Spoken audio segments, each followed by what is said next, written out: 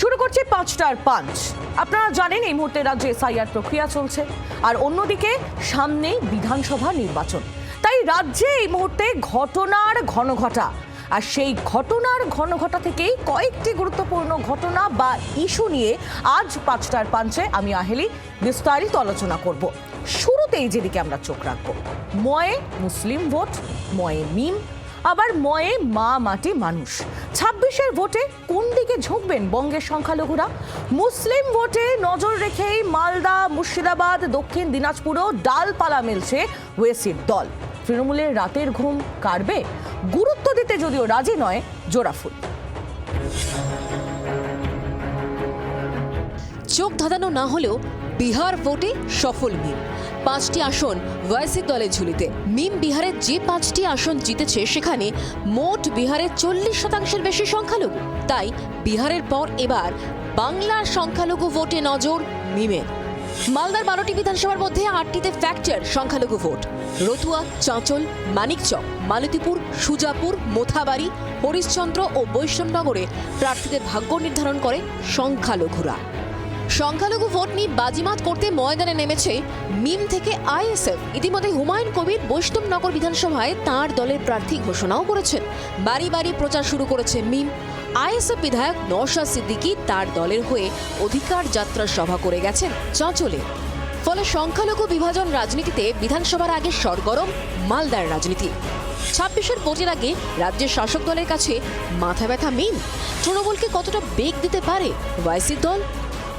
আর এই ভোট ব্যাংকে দখল করতে ময়দানে নেমেছে মিম থেকে আইএসএফ, এমনকি হুমায়ুন কবিরের দল, যা ঘিরে ইতিমধ্যেই মালদা জেলা জুড়ে শোরগোল শুরু হয়েছে। তৃণমূল কংগ্রেসের অভিযোগ, বিজেপির বি টিম হিসাবে কাজ করতে ময়দানে নেমেছে এই সকল রাজনৈতিক দল। মিম শক্তি বৃদ্ধি করছে, যে ভাষাটা বলা হচ্ছে, শক্তি বৃদ্ধির, সাংগঠনিক শক্তি বৃদ্ধির একটা পারফরমা আছে, তার মধ্যে কিন্তু মিম আছে। সংখ্যালঘু যারা আছে তাদেরকে যত বোকা ভাবা হচ্ছে, তারা কিন্তু অত বোকা নয়। সংখ্যালঘু সম্প্রদায়ের মানুষরা তারা কিন্তু মমতা ব্যানার্জির পাশে থাকবে। ১৫ বছর ধরে তৃণমূল কংগ্রেস এই সংখ্যালঘুকে যে হারে ব্যবহার করেছেন, আজ সংখ্যালঘু একজোট হয়ে আজ এই রাজ্য সরকারকে নিজের অধিকার বুঝিয়ে দিতে চায় যে কি আমরাও নিজের অধিকার ছিনিয়ে নিতে পারি। আজকে মুসলিমদের যে অবস্থায় দাঁড় করিয়েছে এই তৃণমূল, কেবলমাত্র বিজেপি চলে আসবে এই ভয় দেখিয়ে আজকে সংখ্যালঘু সম্প্রদায় তাদের থেকে মুখ ফিরিয়েছে, এবং তারা স্বাভাবিকভাবে মিম এবং অন্যান্য যেসব ছোট ছোট দল আছে সেই দলগুলোতে তারা যোগদান করছে। তৃণমূলের উপরে বিক্ষুব্ধ হয়ে, বামফ্রন্ট কংগ্রেসের উপরে বিক্ষুব্ধ হয়ে। মালদা থেকে দক্ষিণ দিনাজপুর, মালদার পর দক্ষিণ দিনাজপুরেও শক্তি বাড়াচ্ছে মিম। জেলার মুসলিম ভোট ব্যাংকে প্রভাব নিয়ে জল্পনা। জেলার ৬টি বিধানসভার মধ্যে ৪টিতে মুসলিম ভোটার নির্ণায়ক শক্তি। মূলত কুমারগ্রাম, কুশমন্ডি, হরিরামপুর ও তপনে দলের সংগঠন বিস্তারে জোর দিচ্ছে ওয়াইসি দল। এর মধ্যে এসআইআর প্রক্রিয়ায় জেলার ৮০,০০০-এর বেশি ভোটারের নাম বাদ যাওয়ায় নতুন করে জল্পনা শুরু হয়েছে। কুশমন্ডি, কুমারগ্রাম ও হরিরামপুরে মুসলিম ভোটার গড়ে প্রায় ২০ থেকে ৩০%। এর মধ্যে কুমারগঞ্জে মুসলিম ভোটারের সংখ্যা সবচেয়ে বেশি। উল্লেখযোগ্যভাবে গত লোকসভা ও বিধানসভা ভোটে এই কুমারগঞ্জেই সর্বাধিক লিড পেয়েছিল তৃণমূল। তৃণমূল কংগ্রেস কোনোভাবেই চিন্তিত নয় এই বিষয়ে।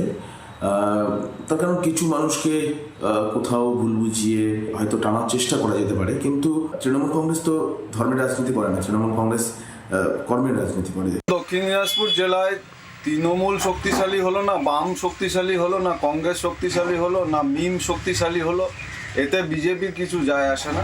এরা একত্রিতভাবে যে জনগণের অধিকার সেটা পশ্চিমবঙ্গ জুড়ে এরা হরণ করছে। শনিবারই সিপিএম রাজ্য সম্পাদক মোহাম্মদ সেলিমের সঙ্গে বৈঠক করেছেন আইএসএফ বিধায়ক নওশাদ সিদ্দিকী। নতুন দল গড়েছেন হুমায়ুন কবিরও। ২৬-এ মুসলিম ভোট ব্যাংকে বিভাজনে কি নয়া সংখ্যালঘু সমীকরণে ভবিতব্য? রণজয় সিংহ, শ্রীকান্ত ঠাকুরের রিপোর্ট, জি২৪ ঘন্টা। বাংলার রাজনৈতিক মহলে এই মুহূর্তে তরজা চলছে, তরজা চলবেও, কিন্তু রাজ্য রাজনীতির কারবারিরা, রাজনৈতিক বিশ্লেষকরা, তারা কিভাবে এই পরিস্থিতি দেখছেন সেটা এবার আমরা জানাবো আপনাদের। আমরা এই মুহূর্তে আমাদের সঙ্গে পেয়ে গেছি রাধাগোপাল ধর চক্রবর্তী, আমাদের সঙ্গে রয়েছেন তার সঙ্গে আমরা এই বিষয় নিয়ে কথা বলবো। রাজাগোপাল বাবু, প্রতিবেদন তুলে ধরলাম আপনাদের সামনে, আমাদের দর্শকদের সামনে, যেখানে আমরা দেখলাম যে মালদা মুর্শিদাবাদের গণ্ডি পেরিয়ে দক্ষিণ দিনাজপুরেও মিম আস্তে আস্তে ডালপালা বিস্তার করছে। এই মিম তারা কতটা মাথা ব্যথার কারণ হতে পারে রাজ্যের শাসক দলের, কি মনে করছেন আপনি? হ্যাঁ, দেখুন যে মিম কিন্তু ধীরে ধীরে এগোচ্ছে। তারা যে মুসলমান সত্তা সেটাকে তুলে ধরতে চাইছে এবং তারা মনে করছে যে ভারতবর্ষের নানান জায়গায় মুসলমানদের যে অধিকার সংবিধান দিয়েছে সেটা সুরক্ষিত হয়, যেটা রাজেন্দ্র সাকার কমিটি আমাদের জানিয়েছিল। সেগুলোকেই নানানভাবে তারা তুলে ধরছে এবং মিমের যিনি প্রধান হায়দ্রাবাদের ওয়াইসি, তিনি হায়দ্রাবাদের মিটিংয়ে বেশ ভালো ভিড় হয়েছিল, নিজের হেলিকপ্টারে ঘুরে বেরিয়েছেন, 28টা সিটে কন্টেস্ট করে 5টা সিট জিতেছিলেন এবং যাই হোক 5টা সিট পেয়েছে, 28টা সিটে কিন্তু ও কিন্তু অপোজিশন ভোটটাকে মানে ভাগ করে দিয়েছে। এটাই হচ্ছে ওর স্ট্র্যাটেজি ছিল, যে অপোজিশনদের বুঝিয়ে দেওয়া আমাকে সঙ্গে না নিলে বিপদ হতে পারে, এই স্ট্র্যাটেজিতেই ও কাজ করছে। এবং পশ্চিমবঙ্গেও ঠিক তাই, এটা ও ঢুকতে চাইছে মানে বিহার থেকেই, ওই বিহারের যে সীমাঞ্চল যে এলাকাগুলো আছে সেখান থেকে মালদা মুর্শিদাবাদ এইসব এলাকায় ঢুকে পড়তে চাইছে। এবং ওদের সঙ্গে ওরা একা খুব একটা হয়তো নেই, ওদের সঙ্গে যে নতুন প্রতিষ্ঠিত হুমায়ুন কবিরের যে জনতা উন্নয়ন পার্টি যে ইউপি, তার সঙ্গে একটা যোগাযোগ হচ্ছে। দুপক্ষই স্বীকার করছে যে মিমের যিনি প্রেসিডেন্ট ওয়েস্ট বেঙ্গলের মিস্টার সোলাঙ্কি, তিনি বারে বারেই বলছেন যে তাদের সঙ্গে যোগাযোগ হয়েছে, মিটিং হচ্ছে, কথাবার্তা চলছে। এবং আইএসএফ তাদের সঙ্গে তারা যোগাযোগ করছে, আইএসএফের তরফ থেকে এখনো পর্যন্ত কোনো স্টেটমেন্ট দিয়ে তারা জানায়নি বটে, কিন্তু এই সবারই লক্ষ্য কিন্তু একটাই, যে মুসলমান যারা মানে নাগরিক রয়েছেন তাদের অধিকারকে প্রতিষ্ঠিত করতে। এখন যথেষ্ট সংখ্যায় মুসলমান আছেন পশ্চিমবঙ্গে, অথচ সেই অনুযায়ী তাদের স্বার্থ সুরক্ষিত হচ্ছে, এটাই হচ্ছে বক্তব্য। এই বক্তব্যটা কিন্তু দেখুন, একটা সময় ছিল যখন মনে করতো মুসলমানরা যে মেইন স্ট্রিম পার্টির সঙ্গে না থাকলে আমাদের স্বার্থ কেউ দেখবে না, তারা কংগ্রেসের সঙ্গে ঠিক ছিল।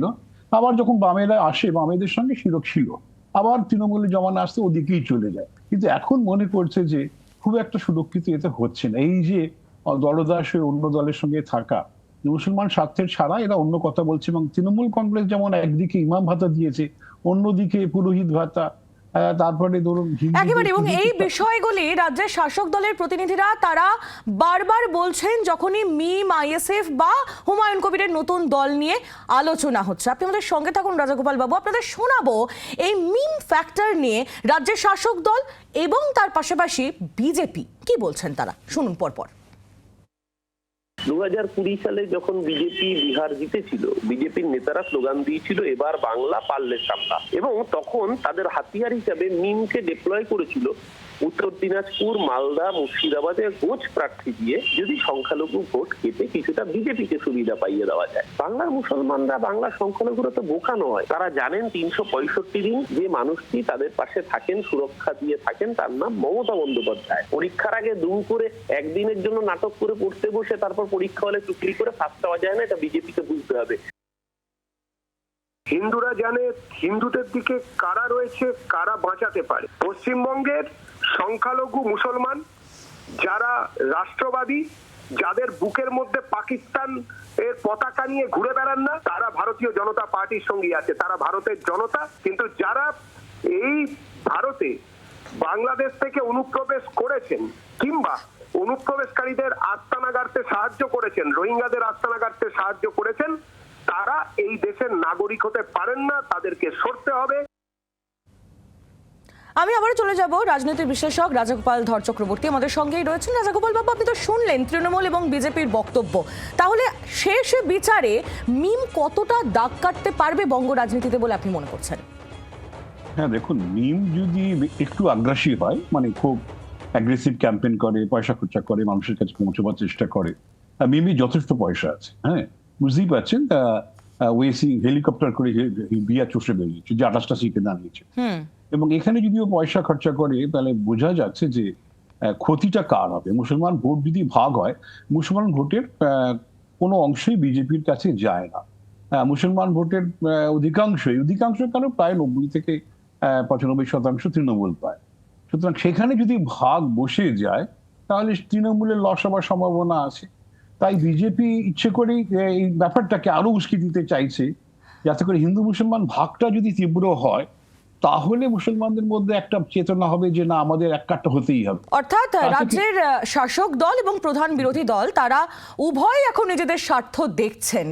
আপনি আমাদের সঙ্গে থাকুন রাজাগোপাল বাবু। আমাদের ইস্যু 2 এর সময় এই মুহূর্তে এসেছে। আপনারা জানেন মুখ্যমন্ত্রী মমতা বন্দ্যোপাধ্যায় তিনি আগেই ঘোষণা করেছিলেন যে রাজ্যে দুর্গা অঙ্গন হবে, যেখানে মা দুর্গা নিত্য পুজো পাবেন। কাল বিকেলেই অর্থাৎ আগামীকাল বিকেলেই নিউ টাউনে দুর্গা অঙ্গনে ভিত্তিপ্রস্তর স্থাপন করবেন মুখ্যমন্ত্রী মমতা বন্দ্যোপাধ্যায়। আর তার আগে তা নিয়ে শুরু হয়েছে রাজনৈতিক তরজা। কিরকম? কারণ মন্দিরের জমি নিয়ে এই মুহূর্তে প্রশ্ন তুলে সমাজ মাধ্যমে পোস্ট করেছেন রাজ্যের বিরোধী দলনেতা শুভেন্দু অধিকারী। দুর্গা অঙ্গন নিয়ে ফেসবুকে পোস্টে তিনি লিখেছেন, শিল্পের জন্য নির্ধারিত জমিতে তৈরি হচ্ছে দুর্গাঙ্গন। নিউ টাউনের কাছে যে জমিতে আগামীকাল দুর্গা অঙ্গনে ভিত্তিপ্রস্তর স্থাপন হবে সেই জমি শিল্পের জন্য নির্ধারিত। ফেসবুক পোস্ট করেছেন শুভেন্দু অধিকারী। তার পোস্ট তুলে ধরছি এই মুহূর্তে আপনাদের সামনে। এর আগে যে জমি চিহ্নিত করা হয়েছিল, রীতিমতো টেন্ডার ডেকে সিন্ডিকেট চক্র চালিয়ে ঘনিষ্ঠ ব্যবসায়ীদের বরাত দেওয়া হবে বলে পোস্টে অভিযোগ শুভেন্দু অধিকারী। কিন্তু নিউ টাউনের বিশ্ববাংলা সরণির সেই জমির মালিকানা যাদের, তাদের অনেকেরই মুসলিম ধর্মাবলম্বী। তাদের জমিতে হিন্দু ধর্মস্থল গড়ে তোলা নিয়ে আপত্তি তোলেন সেই জমির মালিকরা। শুভেন্দু অধিকারীর পোস্ট ছুঁচো গেলার অবস্থা মাননীয়ার। একেবারে চাঁচা ছোলা ভাষায় রাজ্যের বিরোধী দলনেতা তার আক্রমণ রাজ্যের মুখ্যমন্ত্রীর বিরুদ্ধে। এবং তিনি সেই দুর্গাঙ্গন, যেখানে আগামীকাল ভিত্তিপ্রস্তর স্থাপন হতে চলেছে, যে জমিতে দুর্গাঙ্গনের ভিত্তিপ্রস্তর স্থাপন হতে চলেছে, সেই জমির একেবারে ভিডিও করে তিনি এই একগুচ্ছ অভিযোগ এবং বক্তব্য সামনে রেখেছেন।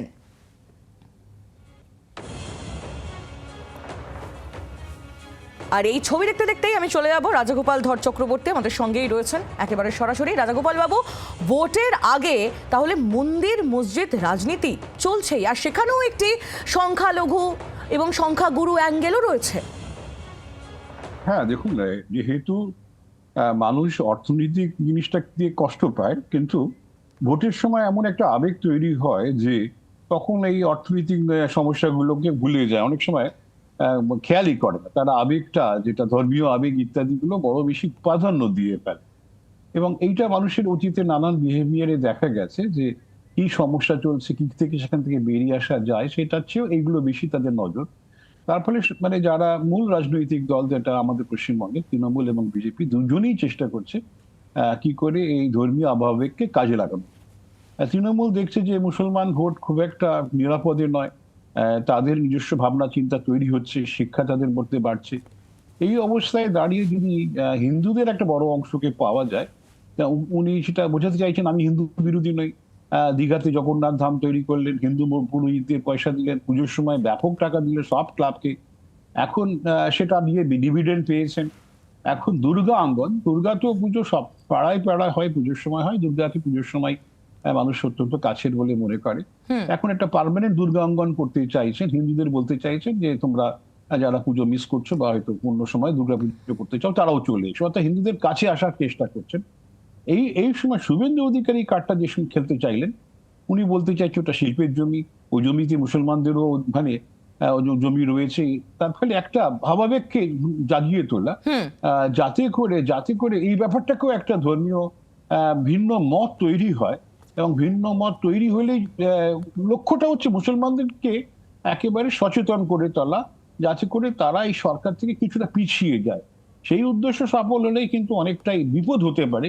এটাই মনে হচ্ছে যে শুভেন্দু অধিকারী এই স্ট্র্যাটেজিতে এগোতে চাইছেন। একেবারে স্ট্র্যাটেজি খুব স্পষ্ট। রাজাগোপাল বাবু, আপনি আমাদের সঙ্গে থাকুন। আর ভোটের বাংলায় মন্দিরের শিলান্যাস নিয়ে রাজনীতির তরজা যখন তুঙ্গে, তখন আপনাদের মনে করিয়ে দেয়া যাক আরও একটি উপাসনা স্থলের শিলান্যাসের কথা। মুর্শিদাবাদের বেলডাঙ্গা, সেখানে বাবরি মসজিদের শিলান্যাস করে রাজ্য রাজনীতিতে একেবারে তুফান তুলে ফেলেছিলেন হুমায়ুন কবির। শনিবারই জানিয়ে মুখ খুলেছিলেন তৃণমূলের সর্বভারতীয় সাধারণ সম্পাদক অভিষেক বন্দ্যোপাধ্যায়। আর রবিবার অর্থাৎ আজ যে মন্তব্য শুনে পাল্টা কটাক্ষ ছুঁড়েছেন হুমায়ুন কবির। কি বলছেন তারা, পরপর শোনাবো। कहाँ बन रहे हैं? मैं तो खाली ईंटा पड़ा हुआ देखा हूँ, अभी तो कुछ शुरू नहीं हुआ है। जब शुरू होगा तब सवाल पूछिएगा। भाई अनाउंसमेंट के बेसिस पे आप कैसे बोल दिया बन रहे हैं? बनना शुरू हो तब पूछिएगा। भाई आपको अगर मंदिर मस्जिद का ही राजनीति करना है तो बीजेपी भी मंदिर बनाने का राजनीति किया और आप मस्जिद बनाने का कर रहे हो। और यही हुमायूं कबीर 2019 में बीजेपी का कैंडिडेट था। बाबरी मस्जिद वाला जो इंसिडेंट हुआ था वो 92 में हुआ था। तो 27 साल बाद आपको रियलाइज नहीं हुआ जब 2019 में जिस पार्टी ने बाबरी मस्जिद तोड़ा था उस पार्टी के कैंडिडेट बनने के लिए आप गए दिल्ली, बीजेपी ज्वाइन किया, तब आपको रियलाइज नहीं हुआ और अब रियलाइज हो रहे हो। और जिसको मंदिर मस्जिद बनाना है, मेरा अर्जी ये है भाई सबको बनाने का हक है, कोई दिक्कत नहीं है। आप मंदिर बनाइए, मस्जिद बनाइए, गुरुद्वारा बनाइए, चर्च बनाइए, राजनीति छोड़ दीजिए। अगर आप पॉलिटिक्स कर रहे हैं, जनता की सेवा आपका एक लक्ष्य होना चाहिए। आप अस्पताल बनाइए, आप स्कूल बनाइए, आप यूनिवर्सिटी बनाइए, आप लोगों का हित में जो हो सकता बनाइए। धर्म अपना घर पे करिए और जो बनाना चाहे स्वागत है, कोई दिक्कत नहीं है, लेकिन राजनीति ना करें। एक राजनीतिक नेता को मंदिर मस्जिद बनाना और उसके ऊपर राजनीति करना शोभा नहीं देता है। ওনার পিসিকে আগে আর পিসিকে অবসর নিতে বলুন। আমি আগামী বিধানসভায় দুটো সিটে লড়বো বলছিলাম। উনি যদি ওনার পিসিকে ওই কি মন্দির করেছে জগন্নাথ ধাম নাকি, ওই ধামে গিয়ে বসিয়ে যেতে বলুন। আমিও তাহলে কন্টেস্ট করবো না, আমি চেয়ারম্যান পদ অন্য কাউকে ছেড়ে দেবো, দিয়ে তৃণমূলের সঙ্গে কন্টেস্ট হবে। আগে পিসি মন্দির কথা শিখিয়েছে, ওই দুর্গা পুজোর অনুদান দেওয়া দেখেছি, শিখেছি।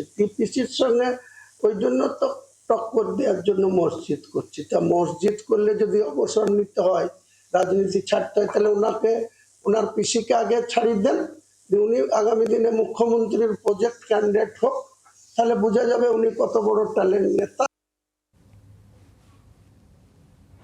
আর এবার আমাদের সময় ইস্যু 3-এর, যেখানে আপনাদের বলবো এই যে মন্দির মসজিদের রাজনীতি, হিন্দু মুসলিম, এই যে বক্তব্য বিভিন্ন রাজনৈতিক মহল থেকে উঠে আসছে, রাজনীতির কারবারিদের মুখ থেকে আমরা শুনছি, শুধুমাত্র এই অ্যাঙ্গেলই নয়, রাজনৈতিক অ্যাঙ্গেলেও কিন্তু আস্তে আস্তে ঘুঁটি সাজানো শুরু করেছে রাজ্যের শাসক দল তৃণমূল কংগ্রেস। কারণ 26-এর নির্বাচন একেবারে দোরগোড়ায় করা নাড়ছে। আর আজ অভিষেক বন্দ্যোপাধ্যায় তার এক মেগা ভার্চুয়াল বৈঠক ছিল, এসআইআর নিয়ে তার আজ এই বৈঠক। কমিশন বিজেপির 1 কোটি রোহিঙ্গা ও বাংলাদেশি সংক্রান্ত দাবির বেলুন চুপসে গিয়েছে। সব থেকে কম বাদ বাংলায় হয়েছে, যার কৃতিত্ব তৃণমূলের বিএলএ 2দের। প্রায় 6 সপ্তাহ আরও এখনও এই লড়াই চালিয়ে যেতে হবে। মেগা বৈঠকে এমনই বার্তা তৃণমূলের সেনাপতির। 31শে জানুয়ারি 10 জন সাংসদ নিয়ে দিল্লির কমিশনে তিনি যাচ্ছেন। বাংলার বিজেপি নেতারা লক্ষ্যমাত্রা দিয়েছে যে 1.5 কোটির নাম বাদ দিতে হবে। সেখানে শুধুমাত্র 58 লোককে বাদ দিয়ে কমিশন খুশি নয়, অর্থাৎ কমিশনের উদ্দেশ্যেও তোপ দেখেছেন তিনি। আর কি বললেন তৃণমূলের সর্বভারতীয় সাধারণ সম্পাদক, জানবো। প্রবীর চক্রবর্তী আমাদের প্রতিনিধি রয়েছেন এই মুহূর্তে আমাদের সঙ্গে টেলিফোন লাইনে। প্রবীর, আজ এই মেগা ভার্চুয়াল বৈঠক থেকে ঠিক কি বার্তা দিলেন তৃণমূলের সেনাপতি? দেখো, দুটো বিষয় অত্যন্ত গুরুত্বপূর্ণ যেটা আজকে ভার্চুয়াল বৈঠকে বলা হয়েছে। এক হচ্ছে যে পরিযায়ী শ্রমিক যারা বাইরে রয়েছেন তাদেরকেও হিয়ারিং এ আসতে হবে, ফিজিক্যালি অর্থাৎ সশরীরে এসে হিয়ারিং এ থাকতে হবে। এই বিষয়ে প্রশ্ন তুলেছেন অভিষেক বন্দ্যোপাধ্যায় যে কেন সশরীরে থেকে আসতে হবে, মানুষ পরিযায়ী শ্রমিকদের আসতে হবে। তারা যে টাকা পান পারিশ্রমিক হিসাবে প্রতিদিন, তারা যদি এখানে আসেন তাহলে তাদের ট্রেনের টিকিট কে কেটে দেবে, তাদের পারিশ্রমিকের কি হবে, তাদের কাজের কি হবে, এই প্রশ্ন তুলেছেন অভিষেক বন্দ্যোপাধ্যায়। পাশাপাশি তিনি বলেছেন যদি সুপ্রিম কোর্টের শুনানি হয় ভার্চুয়ালি, যদি প্রধানমন্ত্রী ভার্চুয়ালি সভা করতে পারেন, তাহলে কেন পরিযায়ী শ্রমিকদের এই শুনানি ভার্চুয়ালি হবে না, এবং এই বিষয়টা নিয়ে আইনের দ্বারস্থ হওয়ার কথা বলেছেন আজকে অভিষেক বন্দ্যোপাধ্যায়। পাশাপাশি যারা সিনিয়র সিটিজেন তাদের যখন ভোট আনতে যাওয়া ভোট হয়, তাদের বাড়ি গিয়ে ভোট নিয়ে আসা হয়, অথচ হিয়ারিং এ তাদেরকে আসতে হবে সেন্টারে, ক্যাম্পে, ইলেকশন কমিশনের। এটা কেন, এই প্রশ্ন তুলেছেন অভিষেক বন্দ্যোপাধ্যায়। সেক্ষেত্রে দাঁড়িয়ে কেন তাদের বৃদ্ধ যারা রয়েছেন, একাধিক বিষয় আজ উত্থাপন করেছেন অভিষেক বন্দ্যোপাধ্যায় এই মেগা ভার্চুয়াল বৈঠক থেকে। ধন্যবাদ প্রবীর তোমায়। প্রবীর চক্রবর্তী আমাদের প্রতিনিধি ছিলেন আমাদের সঙ্গে টেলিফোন লাইনে। আর এই সংক্রান্ত বিষয় নিয়ে আমরা কথা বলবো। এই মুহূর্তে আমরা পেয়ে গেছি বিজেপি নেতা রাহুল সিনহা রয়েছেন আমাদের সঙ্গে টেলিফোন লাইনে। রাহুল বাবু, অভিষেক বন্দ্যোপাধ্যায় তিনি আজ বলছেন যে আপনাদের তরফ থেকে যে 1 কোটি রোহিঙ্গা এবং বাংলাদেশের নাম বাংলা থেকে বাদ যাবে, সেই সংক্রান্ত আপনাদের যে দাবি, সেই দাবির বেলুন চুপসে গিয়েছে, যার কৃতিত্ব যাচ্ছে তৃণমূলের বিএলএ 2দের। এবং আরও একটি গুরুত্বপূর্ণ বিষয় তিনি আজ এই বৈঠক থেকে উত্থাপন করেছেন, সেটি হলো পরিযায়ী শ্রমিকদের বিষয়। যারা বাইরে রয়েছেন তাদেরকেও এসআইআর এর শুনানির জন্য আসতে হচ্ছে, যেটা তাদের কাছে ইকোনমিক্যালি খুব একটা সুবিধের হচ্ছে না। সেই সংক্রান্ত বিষয় নিয়ে তিনি আইনের দ্বারস্থ হবেন বলছেন। কি বলবেন সব মিলিয়ে? দেখুন, এসআইআর আটকানোর জন্য মরিয়া চেষ্টা মমতা ব্যানার্জি করে ব্যর্থ হয়েছে। এসআইআর হয়েছে, 1 কোটি বাংলাদেশি মুসলমান এবং রোহিঙ্গা মুসলমানের নাম বাদ যাওয়ার কথা আমরা বলেছিলাম। 1 কোটি তো কম, এর চেয়ে বেশি বাদ যাওয়া উচিত ছিল। যদি এসআইআর ঠিকঠাক ভাবে হতে পারত, সরকারি বাধা যদি এসআইআর এর সামনে পাঁচিল তুলে না দাঁড়াতো।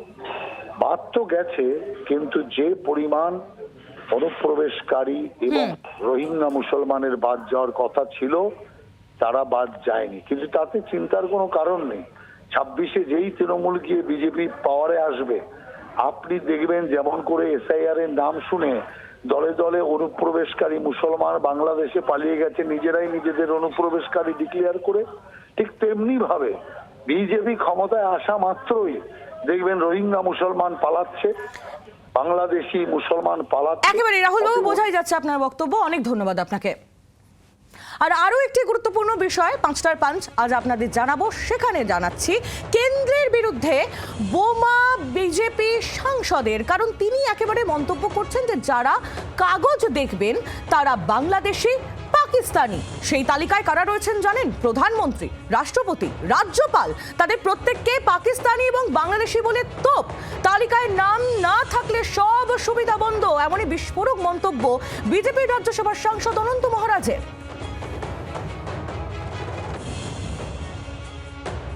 আর যদি এতে কোনো ভোটার লিস্টের নাম না আসে,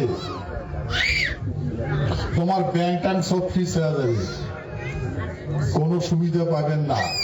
গৃহমন্ত্রী কইছে ডিটেনশন ক্যাম্প বানাবে, অর্গানাইজারদের নাম উঠে নেই ওদের রাখবে, তারপর প্রমাণ করবে তোমরা কোন দেশি দেয় এই দেশি। আরে আমাদের জায়গার মানুষের প্রমাণটা কাজ করবে? যেগুলার হাতত খাতা কলম বললে তো বাংলাদেশি, বললে তো পাকিস্তানি, বললে মানুষ পাকিস্তান থেকে যাচ্ছে। ভারতবর্ষের রাষ্ট্রপতি পাকিস্তানি, বাংলাদেশি, প্রধানমন্ত্রী বাংলাদেশি, পাকিস্তানি, রাজ্যপাল পাকিস্তানি, বাংলাদেশি, পুলিশ প্রশাসনের প্রায় মানুষই বাংলাদেশি, লিডারগুলো সব বাংলাদেশি। বাংলার আওয়াজ, বাঙালির আবেগ, জি 24 ঘন্টা।